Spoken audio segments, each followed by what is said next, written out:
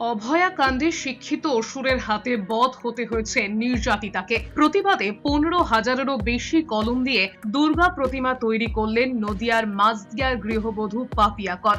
মূর্তি থেকে শুরু করে অলংকার, এমনকি মায়ের ত্রিশূল সমস্তটাই তৈরি করা হয়েছে পেন এবং পেন্সিল দিয়েই। মূর্তির কিছু কিছু অংশ যেমন সিংহের কেশর তৈরি করা হয়েছে কাঠের রুল পেন্সিল কল দিয়ে কেটে সেই পাতলা রুল পেন্সিলের কাঠগুলি আঠা দিয়ে লাগিয়ে। এছাড়াও ত্রিশূল থেকে শুরু করে মায়ের মুকুট, অস্ত্র ইত্যাদি বিভিন্ন জিনিস সমস্তটাই পেন কিংবা রুল পেন্সিল সুনিপুণ ভাবে কেটে সেগুলিকে আঠা দিয়ে বানানো হয়েছে এই দুর্গা প্রতিমা।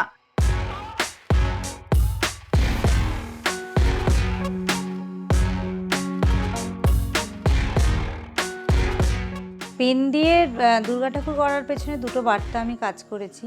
যেমন মৃত্যু থেকে আপনার জন্ম থেকে মৃত্যু পর্যন্ত আপনার পেনটা দেখবেন লাগেই।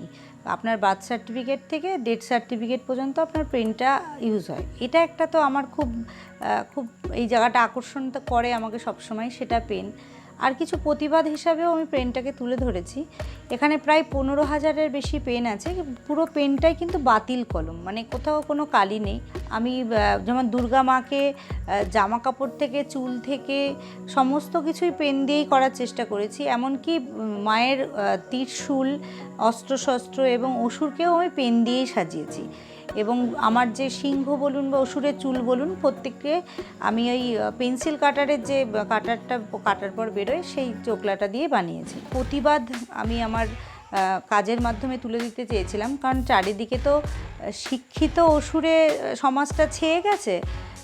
বছরখানেক আগের একটা ঘটনা যেমন স্বপ্নদ্বীপেরটাও তাই, এবং এখন রিসেন্ট যে অভয়ার সেই ঘটনাটাও কিন্তু সেই শিক্ষিত অসুরদের দ্বারাই তাদের নিধনটা হয়েছে।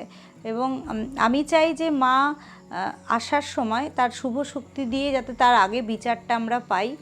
এবং এই যে চারিদিকে বিকৃত মানুষ, যে অসুরগুলো শিক্ষিত, তারা অবশ্যই তাদের নিধন হোক এবং তাদের সুস্থ মস্তিষ্কে তারা ফিরে আসুক।